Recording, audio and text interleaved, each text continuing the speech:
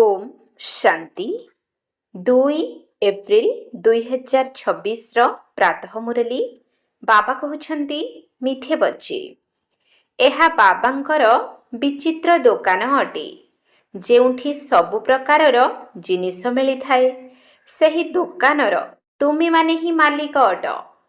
यह बाबांकर विचित्र दुकान अटे जेउठी सबु प्रकारर जिनिस मिली थाए सही दुकानर तुमे माने ही मालिक अट। प्रश्न एही विचित्र दोकानींकर केही भी नकल करि परिबे नाही काहींकि एही विचित्र दोकानींकर केही भी नकल करि परिबे नाही काहींकि। उत्तर काहींकि ना से निजे ही सर्व संपत्तिर भंडार अटंती। ज्ञान सुख शांति पवित्रता सबुथिरे सागर अटंती। तेणु जहाकू जहा दरकार ताहा एही ठारे मिली परिबो। निवृत्ति मार्गींक पाखरे एही जिनिस सबु मिली परिबो नाही। केही भी निजको बाबांक समान सागर कहि परिबे नाही। गीत तुम्हें पाके हमने। ओम शांति। एबे पिला माने अविनाशी पितांक सम्मुखरे बसिछंती। एहांकु बेहद्र पिता मध्य कुहाजिबो एवं बेहद्र दादा मध्य कुहाजिबो। बेहद्र पिला माने बसिछंती एवं बाबा बेहद्र ज्ञान देउछंती। हद्र कथा सबु एबे समाप्त होई गला। एबे बाबांक ठारु बेहद्र संपत्ति नेबार अछि। एहा ही एकमात्र दोकान। मनुष्य मानकु जणा नाही जे आमे कोन चाहुछु। बेहद पितांकर दोकान तो बहुत बड़। तांकु कुहा जाए सुखर सागर पवित्रतार सागर आनंदर सागर ज्ञानर सागर। केही केही दोकानी थांती तांको पाखरे भिन्न भिन्न प्रकारर जिनिस थाए। तेबे इए हेले बेहद्र पिता। एहांको पाखरे मध्य भिन्न भिन्न प्रकारर जिनिस अछि। कौन कौन अछि? बाबा ज्ञानर सागर सुखर शांतिर सागर अटंती। तांको पाखरे एही आश्चर्यजनक अलौकिक जिनिस अछि। पुणी गायन मध्य करा जाउछि सुख कर्ता। एहा ही एकमात्र दोकान। आउ तो काहार एभली दोकान नाही। ब्रह्मा विष्णु शंकरଙ୍କ पाखरे कौन जिनिस अछि? किछि भी नाही। सबुठारु श्रेष्ठ जिनिस बाबांक पाखरे अछि। सेथिपाई तांकर महिमा गायन हेउछि तुमेव माताश्च पिता। एही भली महिमा केबे काहार गायन हुए नाही। मनुष्य शांति पाई चतुर्दिगरे घूरी बुलुछंती। काहाको औषध दरकार काहाको आउ कौन दरकार ताहा सबु हेला हद्र दोकान। सारा दुनिया रे समस्तंक पाखरे विनाशी जिनिस अछि। ये एकमात्र पिता जहांक पाखरे अविनाशी जिनिस अछि। सेथिपाई तांकर महिमा मध्य गाउछंती। पतित पावन मुक्तिदाता ज्ञानर सागर आनंदर सागर अटंती। एहा सबु हेला भेराइट सामग्री। जदि एहार तालिका लेखिबा तेबे बहुत होई जिवो। जेउ बाबांक पाखरे एही सबु जिनिस अछि तांकर पिलामानकर मध्य से सबु जिनिस उपरे अधिकार अछि। किंतु ए कथा बुद्धि रे आसु नाही जे जेबे एही भली पितांकर आमे संतान तेबे पितांकर जिनिस उपरे आमे मालिक हेबा दरकार। बाबा आसुछंती मध्य भारतकु। बाबांक पाखरे जेउ सबु जिनिस अछि से निश्चित साथी रे नेई आसीबे। तांको पाखकु आनिबा पाई तो तुमे जाई परिबो नाही। बाबा कहउछंती मोते आसीबाकु पड़ी थाए। कल्प कल्प कल्पर संगम जुगरे मु आसी तुमको सबु जिनिस देई जाउछि।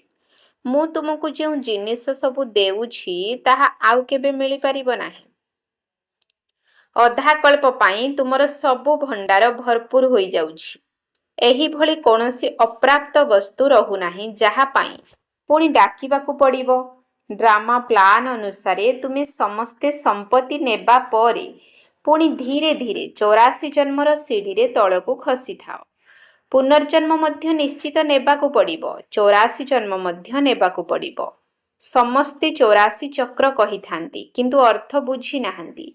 84 परिवर्ते 84 लक्ष जन्म कहि देउछंती। ମାୟା ଭୁଲ କରାଇ ଦେଉଛି। ଏହି କଥା ଏବେ ତୁମେ ବୁଝୁଛ, ପୁଣି ତ ଏହା ସବୁ ତୁମେ ଭୁଲିଯିବ। ଏହି ସମୟରେ ସର୍ବପ୍ରାପ୍ତି କରୁଛ ଓ ସତ୍ୟଯୁଗରେ ରାଜତ୍ୱ କରୁଛ। କିନ୍ତୁ ଦେବୀ ଦେବତାମାନଙ୍କୁ ଏକଥା ଜଣାପଡ଼େ ନାହିଁ ଯେ ଏହି ରାଜତ୍ୱ ଆମକୁ କିଏ ଦେଲେ। ଲକ୍ଷ୍ମୀ ନାରାୟଣଙ୍କର ରାଜ୍ୟ କେବେ ଥିଲା? ସ୍ୱର୍ଗ ସୁଖର ଗାୟନ ମଧ୍ୟ ହେଉଛି। ବାବା ତ ସବୁ ପ୍ରକାରର ସୁଖ ଦେଉଛନ୍ତି। ଏହାଠାରୁ ଅଧିକ କୌଣସି ସୁଖ ନାହିଁ। ପୁଣି ସେହି ସୁଖ ମଧ୍ୟ ପ୍ରାୟ ଲୋପ ହୋଇଯାଏ। ଅଧାକଳ୍ପ ପରେ ରାବଣ ଆସି ସବୁ ସୁଖ ଛଡ଼େଇ ନେଇଥାଏ। ଯଦି କେହି କାହା ଉପରେ କ୍ରୋଧ କରେ, ଏକଥା କୁହାଯାଏ ଯେ ତାର ବୁଦ୍ଧି ବିବେକ ହିଁ ସମାପ୍ତ ହୋଇଗଲାଣି। ତୁମେମାନେ ମଧ୍ୟ ଯେଉଁଭଳି ସର୍ବଗୁଣ ସମ୍ପନ୍ନ 16 କଳା ସମ୍ପୂର୍ଣ୍ଣ ଥିଲ, ସେହି କଳା ସମାପ୍ତ ହୋଇଗଲାଣି। ଏକମାତ୍ର ବାବାଙ୍କ ବ୍ୟତୀତ ଆଉ କାହାର ବି ଏତେ ମହିମା ନାହିଁ। କୁହାଯାଏ ନା, ପଇସା ଥିଲେ ଲାଡ଼କାନା, ଅର୍ଥାତ୍ ପାକିସ୍ତାନର ଗୋଟିଏ ଦର୍ଶନୀୟ ସ୍ଥାନ ବୁଲି ଆସ। ତୁମେ ବିଚାର କର ଯେ ସ୍ୱର୍ଗରେ କେତେ ଅସରନ୍ତି ଧନ ସମ୍ପତ୍ତି ଥିଲା। ଏବେ କ'ଣ ସେସବୁ ଅଛି? ସବୁକିଛି ହଜିଯାଇଛି। ଯେହେତୁ ସେମାନେ ଧର୍ମଭ୍ରଷ୍ଟ କର୍ମଭ୍ରଷ୍ଟ ହୋଇଯାଇଥାନ୍ତି, ତେଣୁ ଧନ ସମ୍ପତ୍ତି ମଧ୍ୟ ସବୁ ସମାପ୍ତ ହୋଇଯାଏ, ପୁଣି ତଳକୁ ଖସିବାକୁ ଲାଗନ୍ତି। ବାବା କହୁଛନ୍ତି, ତୁମକୁ ଏତେ ଧନ ଦେଇଥିଲି, ତୁମକୁ ହୀରା ଭଳି ମଧ୍ୟ କରିଥିଲି, ପୁଣି ତୁମେ ସବୁ ଧନ ସମ୍ପତ୍ତି କ'ଣ କଲ? ଏବେ ପୁଣି ବାବା କହୁଛନ୍ତି, ନିଜର ସମ୍ପତ୍ତିକୁ ନିଜେ ପୁରୁଷାର୍ଥ କରି ନେଇଯାଅ। ତୁମେ ଜାଣିଛ ଯେ ବାବା ଆମକୁ ପୁଣି ସ୍ୱର୍ଗର ବାଦଶାହୀ ଦେଉଛନ୍ତି ଏବଂ କହୁଛନ୍ତି, ହେ ପିଲାମାନେ, ମୋତେ ମନେ ପକାଅ, ତେବେ ତୁମ ଉପରେ ଯେଉଁ କଳଙ୍କି ଲାଗିଛି ତାହା ଛାଡ଼ିଯିବ। ପିଲାମାନେ କହୁଛନ୍ତି, ବାବା ଆମେ ଭୁଲି ଯାଉଛୁ। ଏହା କିପରି କଥା? କନ୍ୟା ଯେତେବେଳେ ବିବାହ କରିଥାଏ, ତେବେ ସିଏ କ'ଣ ପତିକୁ କେବେ ଭୁଲିଯାଏ କି? ପିଲାମାନେ କେବେ ତାଙ୍କର ପିତାଙ୍କୁ ଭୁଲି ଯାଆନ୍ତି କି? ବାବା ତ ଦାତା ଅଟନ୍ତି। ଯେହେତୁ ପିଲାମାନଙ୍କୁ ସମ୍ପତ୍ତି ନେବାର ଅଛି, ତେଣୁ ନିଶ୍ଚିତ ମନେ ପକାଇବାକୁ ହେବ। ବାବା ବୁଝାଉଛନ୍ତି, ମଧୁର ସନ୍ତାନମାନେ, ଯଦି ବାବାଙ୍କ ସ୍ମୃତିରେ ରହିବ, ତେବେ ବିକର୍ମ ବିନାଶ ହେବ। ଏହା ବିନା ଆଉ କୌଣସି ଉପାୟ ନାହିଁ। ଭକ୍ତି ମାର୍ଗରେ ତୀର୍ଥଯାତ୍ରା, ଗଙ୍ଗା ସ୍ନାନ ଆଦି ଯାହା କିଛି କରିଆସିଛ, ତାହାଦ୍ୱାରା ସିଡ଼ିରେ ତଳକୁ ହିଁ ଖସି ଖସି ଆସିଛ। ଉପରକୁ ତ ଚଢ଼ିବାର ଉପାୟ ନାହିଁ। ସମସ୍ତଙ୍କର ଖସିବାର କଳା ହିଁ ନିର୍ଦ୍ଧାରିତ ହୋଇ ରହିଛି। ସେମାନେ ଯାହା କହିଥାନ୍ତି ଯେ ଅମୁକ ମୁକ୍ତି ପାଇଗଲା, କିନ୍ତୁ ସେମାନେ ମିଥ୍ୟା କହିଥାନ୍ତି। କେହି ବି ଡ୍ରାମା ମଝିରେ ଫେରି ଯାଇପାରିବେ ନାହିଁ। ବାବା ଆସିଛନ୍ତି ତୁମକୁ 16 କଳା ସମ୍ପୂର୍ଣ୍ଣ କରିବା ପାଇଁ। ତୁମେ ହିଁ ଗାଉଥିଲ ଯେ ମୋ ଭଳି ଗୁଣହୀନ ଭିତରେ କୌଣସି ବି ଗୁଣ ନାହିଁ। ଏବେ ତୁମେ ଜାଣୁଛ ଯେ ବାବା ଆସି ଗୁଣବାନ କରୁଛନ୍ତି। ଆମେମାନେ ହିଁ ଗୁଣବାନ ପୂଜ୍ୟ ଥିଲୁ। ଆମେ ହିଁ ସମ୍ପତ୍ତି ନେଇଥିଲେ, ଯାହାକୁ 5000 ବର୍ଷ ହୋଇଗଲାଣି। ବାବା ମଧ୍ୟ କହୁଛନ୍ତି ଯେ ମୁଁ ତୁମକୁ ସମ୍ପତ୍ତି ଦେଇ ଯାଇଥିଲି। ଶିବ ଜୟନ୍ତୀ, ରକ୍ଷାବନ୍ଧନ, ଦଶହରା ଆଦି ପର୍ବ ପାଳନ କରୁଛନ୍ତି, କିନ୍ତୁ ସେ ବିଷୟରେ କିଛି ଜାଣିନାହାନ୍ତି। ସବୁକିଛି ଭୁଲି ଯାଇଛନ୍ତି। ପୁଣି ବାବା ଆସି ମନେ ପକାଇ ଦେଉଛନ୍ତି, ତୁମେମାନେ ହିଁ ମାଲିକ ଥିଲ, ପୁଣି ତୁମେମାନେ ହିଁ ରାଜ୍ୟ ଭାଗ୍ୟ ହରାଇଛ। ବାବା ବୁଝାଉଛନ୍ତି, ଏବେ ଏହି ସାରା ଦୁନିଆ ପୁରୁଣା ଜୀର୍ଣ୍ଣ ଶୀର୍ଣ୍ଣ ଅଟେ। ଦୁନିଆ ତ ଗୋଟିଏ। ଏହି ଭାରତ ନୂଆ ଥିଲା, ଏବେ ପୁରୁଣା ହୋଇଯାଇଛି। ସ୍ୱର୍ଗରେ ସର୍ବଦା ସୁଖ ରହିଥାଏ। ପୁଣି ଦ୍ୱାପର ଠାରୁ ଯେତେବେଳେ ଦୁଃଖ ଆରମ୍ଭ ହୁଏ, ସେତେବେଳେ ଏହି ସବୁ ବେଦଶାସ୍ତ୍ର ଆଦି ତିଆରି ହୁଏ। ଭକ୍ତି କରି କରି ଯେତେବେଳେ ଭକ୍ତି ପୂର୍ଣ୍ଣ ହେବ, ତେବେ ତ ଭଗବାନ ଆସିବେ ନା। ବ୍ରହ୍ମାଙ୍କର ଦିନ, ବ୍ରହ୍ମାଙ୍କର ରାତି ଅଧା ଅଧା ହୋଇଥିବ ନା। ଜ୍ଞାନ ହେଲା ଦିନ, ଭକ୍ତି ହେଲା ରାତି। ସେମାନେ ତ କଳ୍ପର ଆୟୁଷ ଓଲଟା ପାଲଟା କରି ଦେଇଛନ୍ତି। ତେଣୁ ପ୍ରଥମେ ତୁମେ ସମସ୍ତଙ୍କୁ ବାବାଙ୍କର ମହିମା ଶୁଣାଅ। ବାବା ଜ୍ଞାନର ସାଗର, ଶାନ୍ତିର ସାଗର ଅଟନ୍ତି। ଶ୍ରୀକୃଷ୍ଣଙ୍କୁ କ'ଣ କହିପାରିବା ଯେ ନିରାକାର, ପତିତ ପାବନ, ସୁଖର ସାଗର? ନା, ତାଙ୍କର ମହିମା ହିଁ ଅଲଗା। ରାତି ଦିନର ଫରକ ଅଛି। ଶିବଙ୍କୁ ହିଁ ବାବା କହିଥାନ୍ତି। ଶ୍ରୀକୃଷ୍ଣ ବାବା ଅକ୍ଷର ଶୋଭା ପାଉନାହିଁ। ଏହା କେତେ ବଡ଼ ଭୁଲ। ପୁଣି ଛୋଟ ଛୋଟ ଭୁଲ କରି କରି ବାବାଙ୍କୁ 100% ଭୁଲିଗଲେଣି। ବାବା କହୁଛନ୍ତି ସନ୍ନ୍ୟାସୀମାନଙ୍କ ଠାରୁ କେବେ ହେଲେ ଏହି ସୌଦା ମିଳିପାରିବ ନାହିଁ। ସେମାନେ ନିବୃତ୍ତି ମାର୍ଗର ହିଁ ଅଟନ୍ତି। ତୁମେ ହେଲ ପ୍ରବୃତ୍ତି ମାର୍ଗୀ। ତୁମେମାନେ ସମ୍ପୂର୍ଣ୍ଣ ନିର୍ବିକାରୀ ଥିଲ। ନିର୍ବିକାରୀ ଦୁନିଆ ଥିଲା। ଏହା ହେଲା ବିକାରୀ ଦୁନିଆ। କହୁଛନ୍ତି ସତ୍ୟ ଯୁଗରେ କ'ଣ ସନ୍ତାନ ଜନ୍ମ ହୁଅନ୍ତି ନାହିଁ? ସେଠାରେ ମଧ୍ୟ ବିକାର ଥିଲା ନା। ଆରେ ସିଏ ତ ହେଲା ସମ୍ପୂର୍ଣ୍ଣ ନିର୍ବିକାରୀ ଦୁନିଆ। ସମ୍ପୂର୍ଣ୍ଣ ନିର୍ବିକାରୀ ଦେବତା ପୁଣି ବିକାରୀ କିପରି ହୋଇପାରିବେ? ସତ୍ୟ ଯୁଗରେ ଏତେ ସବୁ ମନୁଷ୍ୟ ରହିବେ, ଏହା କିପରି ସମ୍ଭବ? ସେଠାରେ କ'ଣ ଏତେ ମନୁଷ୍ୟ ଥାଆନ୍ତି? ସେତେବେଳେ ଭାରତ ବ୍ୟତୀତ ଆଉ କୌଣସି ରାଷ୍ଟ୍ର ନଥିବ। ତେଣୁ ସେମାନେ କହୁଛନ୍ତି ଆମେ ଏହି କଥା ଗ୍ରହଣ କରିପାରୁନାହୁଁ। ଦୁନିଆ ତ ସଦାସର୍ବଦା ଭରପୁର ହୋଇ ରହିଥାଏ। କିଛି ବି ବୁଝିପାରୁନାହାନ୍ତି। ବାବା ବୁଝାଉଛନ୍ତି ଯେ ଭାରତ ସୁବର୍ଣ୍ଣ ଯୁଗ ଥିଲା। ଏବେ ତ କଳି ଯୁଗ, ସମସ୍ତେ ପଥର ବୁଦ୍ଧି ଅଟନ୍ତି। ଏବେ ତୁମେ ପିଲାମାନେ ଡ୍ରାମାକୁ ବୁଝିଗଲଣି। ଗାନ୍ଧୀ ଇତ୍ୟାଦି ସମସ୍ତେ ରାମରାଜ୍ୟ ଚାହୁଁଥିଲେ। ଶାସ୍ତ୍ରରେ ବର୍ଣ୍ଣନା ଅଛି ମହାଭାରତ ଲଢ଼େଇ ଲାଗିଲା, ଖେଳ ସମାପ୍ତ। ପୁଣି ତାପରେ କ'ଣ ହେଲା? କିଛି ବି ଦେଖାଇ ନାହାନ୍ତି। ବାବା ଆସି ଏହି କଥା ବୁଝାଉଛନ୍ତି। ଏହା ତ ବିଲକୁଲ ସହଜ ଅଟେ। ଶିବ ଜୟନ୍ତୀ ପାଳନ କରୁଛନ୍ତି, ତେବେ ନିଶ୍ଚିତ ଶିବ ବାବା ଆସୁଛନ୍ତି।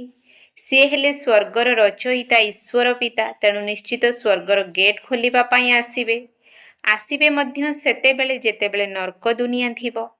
ସ୍ୱର୍ଗର ଦ୍ୱାର ଖୋଲି ନର୍କର ଦ୍ୱାର ବନ୍ଦ କରିଦେବେ। ଯଦି ସ୍ୱର୍ଗର ଦ୍ୱାର ଖୋଲିଯିବ ତେବେ ନିଶ୍ଚିତ ସମସ୍ତେ ସ୍ୱର୍ଗକୁ ହିଁ ଆସିବେ। ଏହି ସବୁ କଥା କୌଣସି କଷ୍ଟକର କଥା ନୁହେଁ। ସବୁ ମହିମା କେବଳ ଏକା ବାବାଙ୍କର ହିଁ ଅଟେ। ଶିବ ବାବାଙ୍କର ଗୋଟିଏ ମାତ୍ର ଦୋକାନ। ସିଏ ହେଲେ ବେହଦ୍ର ପିତା। ବେହଦ୍ର ବାବାଙ୍କ ଦ୍ୱାରା ଭାରତକୁ ସ୍ୱର୍ଗର ସୁଖ ମିଳୁଛି। ବେହଦ୍ର ପିତା ସ୍ୱର୍ଗ ସ୍ଥାପନ କରିଛନ୍ତି। ନିଶ୍ଚିତ ଭାବରେ ସ୍ୱର୍ଗରେ ବେହଦ୍ର ସୁଖ ଥିଲା। ତେବେ ଆମେ ପୁଣି ନର୍କରେ କାହିଁକି ପଡ଼ିଛୁ? ଏକଥା କେହି ବି ଜାଣିନାହାନ୍ତି। ବାବା ବୁଝାଉଛନ୍ତି ଯେ ତୁମେମାନେ ହିଁ ଥିଲ, ପୁଣି ତୁମେମାନେ ହିଁ ତଳକୁ ଖସି ଆସିଛ। ଦେବତାମାନଙ୍କୁ ହିଁ 84 ଜନ୍ମ ନେବାକୁ ପଡ଼ିଥାଏ। ଏବେ ପୁଣି ସେହିମାନେ ହିଁ ପତିତ ହୋଇଯାଇଛନ୍ତି। ସେହିମାନଙ୍କୁ ହିଁ ପୁଣି ପବିତ୍ର ହେବାର ଅଛି। ଯେପରି ବାବାଙ୍କର ମଧ୍ୟ ଜନ୍ମ ଅଛି, ସେହିପରି ରାବଣ ମଧ୍ୟ ଜନ୍ମ ହୋଇଥାଏ। ଏକଥା କାହାକୁ ବି ଜଣା ନାହିଁ। ଯଦି କାହାକୁ ପଚାର ଯେ ରାବଣକୁ କେବେଠାରୁ ଜଳାଉଛ, ତେବେ କହିବେ ତାହା ତ ଅନାଦି କାଳରୁ ଚାଲି ଆସିଛି। ଏହି ସବୁ ରହସ୍ୟ ବାବା ହିଁ ବୁଝାଉଛନ୍ତି। ସେହି ଏକମାତ୍ର ବାବାଙ୍କର ଦୋକାନର ମହିମା ରହିଛି। ସୁଖ, ଶାନ୍ତି, ପବିତ୍ରତା ମନୁଷ୍ୟଙ୍କ ଠାରୁ ମନୁଷ୍ୟଙ୍କୁ ମିଳିପାରିବ ନାହିଁ। କେବଳ ଜଣକୁ କ'ଣ ଶାନ୍ତି ମିଳିବ? ଏକଥା ମିଛ କହୁଛନ୍ତି ଯେ ଅମୁକଙ୍କ ଠାରୁ ଶାନ୍ତି ମିଳିଲା। ଶାନ୍ତି ତ ମିଳିବ ଶାନ୍ତି ଧାମରେ।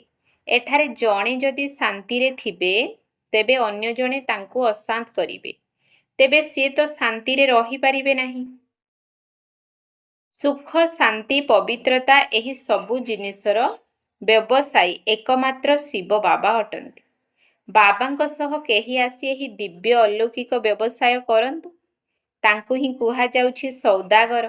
ପବିତ୍ରତା, ସୁଖ, ଶାନ୍ତି, ସମ୍ପତ୍ତି ସବୁକିଛି ତାଙ୍କ ପାଖରେ ଅଛି। ଅପ୍ରାପ୍ତ କୌଣସି ବସ୍ତୁ ନାହିଁ। ସ୍ୱର୍ଗର ରାଜ୍ୟ ତୁମେ ପ୍ରାପ୍ତ କରୁଛ। ବାବା ତ ଦେବା ପାଇଁ ଆସିଛନ୍ତି, କିନ୍ତୁ ନେଲାବାଲା ଥକି ଯାଉଛନ୍ତି। ମୁଁ କେବଳ ଦେବା ପାଇଁ ହିଁ ଆସୁଛି।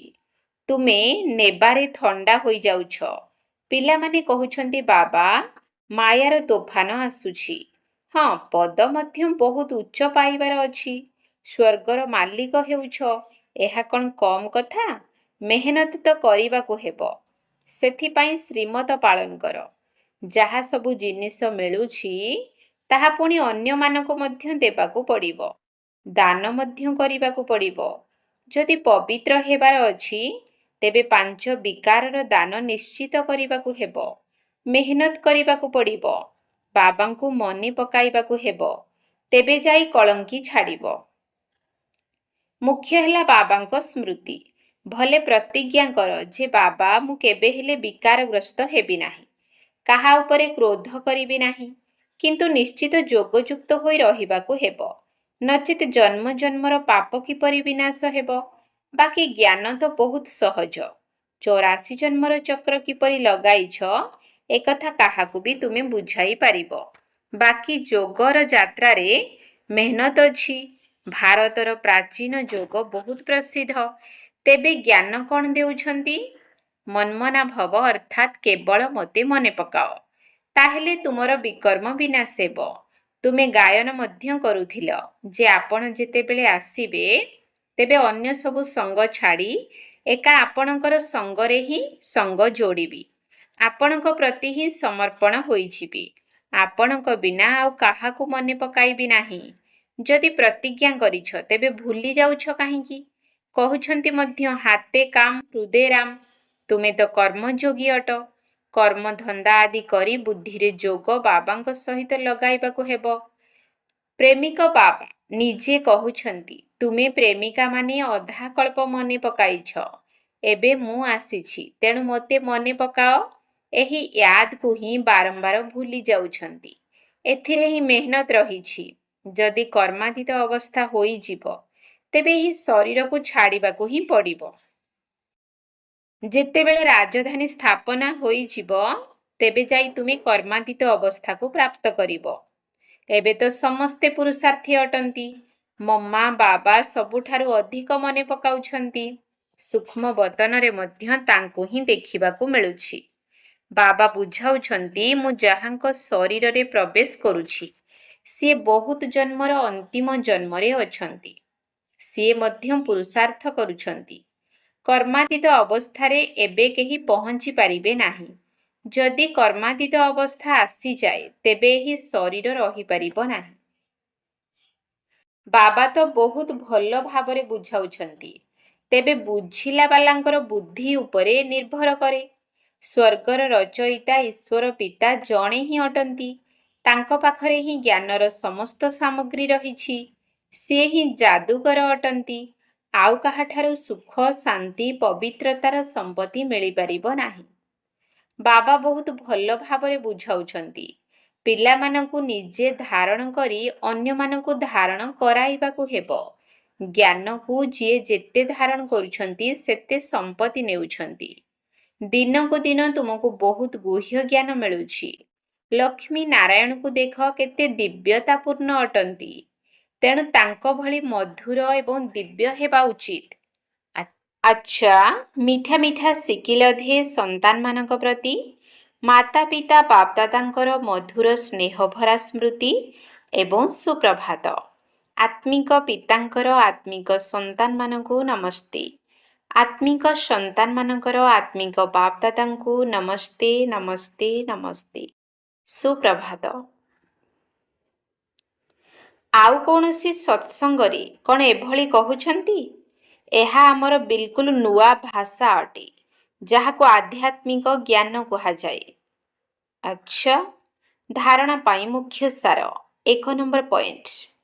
ବାବାଙ୍କ ଦ୍ୱାରା ଯେଉଁ ସୁଖ, ଶାନ୍ତି, ପବିତ୍ରତା ରୂପକ ସାମଗ୍ରୀ ମିଳିଛି ତାହା ସମସ୍ତଙ୍କୁ ଦେବାକୁ ହେବ। ପ୍ରଥମେ ବିକାରଗୁଡ଼ିକର ଦାନ ଦେଇ ପବିତ୍ର ହେବାକୁ ପଡ଼ିବ। ତାପରେ ଅବିନାଶୀ ଜ୍ଞାନ ଧନର ଦାନ କରିବାକୁ ହେବ। ବାବାଙ୍କ ଦ୍ୱାରା ଯେଉଁ ସୁଖ, ଶାନ୍ତି, ପବିତ୍ରତା ରୂପକ ସାମଗ୍ରୀ ମିଳିଛି ତାହା ସମସ୍ତଙ୍କୁ ଦେବାକୁ ହେବ। ପ୍ରଥମେ ବିକାରଗୁଡ଼ିକର ଦାନ ଦେଇ ପବିତ୍ର ହେବାକୁ ପଡ଼ିବ। ତାପରେ ଅବିନାଶୀ ଜ୍ଞାନ ଧନର ଦାନ କରିବାକୁ ହେବ। 2 ନମ୍ବର ପଏଣ୍ଟ। ଦେବତାମାନଙ୍କ ଭଳି ମଧୁର ହେବାକୁ ପଡ଼ିବ। ବାପଦାଦାଙ୍କ ସହିତ ଯେଉଁ ପ୍ରତିଜ୍ଞା କରିଛ ତାକୁ ସର୍ବଦା ମନେ ରଖିବାକୁ ହେବ ଏବଂ ବାବାଙ୍କର ସ୍ମୃତିରେ ରହି ବିକର୍ମକୁ ମଧ୍ୟ ବିନାଶ କରିବାକୁ ହେବ। ଦେବତାମାନଙ୍କ ଭଳି ମଧୁର ହେବାକୁ ପଡ଼ିବ। ବାପଦାଦାଙ୍କ ସହିତ ଯେଉଁ ପ୍ରତିଜ୍ଞା କରିଛ ତାକୁ ସର୍ବଦା ମନେ ରଖିବାକୁ ହେବ ଏବଂ ବାବାଙ୍କର ସ୍ମୃତିରେ ରହି ବିକର୍ମକୁ ମଧ୍ୟ ବିନାଶ କରିବାକୁ ହେବ। ବରଦାନ। ନିମିତ୍ତ ପଣିଆର ସ୍ମୃତି ଦ୍ୱାରା ନିଜର ପ୍ରତ୍ୟେକ ସଂକଳ୍ପ ଉପରେ ଧ୍ୟାନ ଦେଉଥିବା ନିବାରଣ ସ୍ୱରୂପ ଭବ। ନିମିତ୍ତ ପଣିଆର ସ୍ମୃତି ଦ୍ୱାରା ନିଜର ପ୍ରତ୍ୟେକ ସଂକଳ୍ପ ଉପରେ ଧ୍ୟାନ ଦେଉଥିବା ନିବାରଣ ସ୍ୱରୂପ ଭବ। ନିମିତ୍ତ ହୋଇଥିବା ଆତ୍ମାମାନଙ୍କ ଉପରେ ସମସ୍ତଙ୍କର ନଜର ରହିଥାଏ। ସେଥିପାଇଁ ନିମିତ୍ତ ହୋଇଥିବା ଆତ୍ମାମାନଙ୍କୁ ବିଶେଷ କରି ନିଜର ପ୍ରତ୍ୟେକ ସଂକଳ୍ପ ଉପରେ ଧ୍ୟାନ ଦେବାକୁ ପଡ଼ିବ। ଯଦି ନିମିତ୍ତ ହୋଇଥିବା ପିଲାମାନେ ମଧ୍ୟ କୌଣସି କାରଣ ଶୁଣାଉଛନ୍ତି, ତେବେ ସେମାନଙ୍କୁ ଅନୁକରଣ କରୁଥିବା ଆତ୍ମାମାନେ ମଧ୍ୟ ଅନେକ କାରଣ ଶୁଣାଇବେ। ଯଦି ନିମିତ୍ତ ଆତ୍ମାମାନଙ୍କ ଭିତରେ କୌଣସି କମି ରହିଥିବ, ତେବେ ତାହା ଲୁଚି ପାରିବ ନାହିଁ। ସେଥିପାଇଁ ନିଜର ସଂକଳ୍ପ, ବାଣୀ ଏବଂ କର୍ମ ଉପରେ ବିଶେଷ ଧ୍ୟାନ ଦେଇ ନିବାରଣ ସ୍ୱରୂପ ହୁଅ। ସ୍ଲୋଗାନ: ଜ୍ଞାନୀ ତୁ ଆତ୍ମା ତାଙ୍କୁ କୁହାଯିବ, ଯାହାଙ୍କ ଭିତରେ ନିଜର ଗୁଣ ବା ବିଶେଷତା ଗୁଡ଼ିକର ମଧ୍ୟ ଅଭିମାନ ନଥିବ। ଜ୍ଞାନୀ ତୁ ଆତ୍ମା ତାଙ୍କୁ କୁହାଯିବ, ଯାହାଙ୍କ ଭିତରେ ନିଜର ଗୁଣ ବା ବିଶେଷତା ଗୁଡ଼ିକର ମଧ୍ୟ ଅଭିମାନ ନଥିବ। ଅବ୍ୟକ୍ତ ଇଶାରା: ମହାନ ହେବା ପାଇଁ ମଧୁରତା ଏବଂ ନମ୍ରତାର ଗୁଣକୁ ଧାରଣ କର। ଜୀବନରେ ମଧୁରତାର ଗୁଣ ସେତେବେଳେ ଆସିବ, ଯେତେବେଳେ ନିଜର ବା ଅନ୍ୟମାନଙ୍କର ଅତୀତକୁ ନ ଦେଖି ନିଜର ସଂସ୍କାରକୁ ସରଳ ଏବଂ ନମ୍ରଚିତ କରିବ। କାରଣ ସରଳଚିତ ଆତ୍ମାର ଗୁଣ ହିଁ ମଧୁରତା ଅଟେ। ସେମାନଙ୍କର ନୟନ ଦ୍ୱାରା, ମୁଖ ଦ୍ୱାରା, ଚାଲିଚଳନ ଦ୍ୱାରା ମଧୁରତାର ଗୁଣ ପ୍ରତ୍ୟକ୍ଷରେ ଦେଖାଯାଇଥାଏ। ତେବେ ମଧୁରତା ଏବଂ ନମ୍ରତା, ଏହି ଦୁଇଟି ବିଶେଷ ଧାରଣା ଦ୍ୱାରା ସର୍ବଦା ବିଶ୍ୱ କଲ୍ୟାଣକାରୀ, ମହାଦାନୀ ଏବଂ ବରଦାନୀ ହୋଇଯିବ ତଥା ସହଜରେ ସ୍ନେହର ପ୍ରମାଣ ଦେଇପାରିବ। ଓମ୍ ଶାନ୍ତି।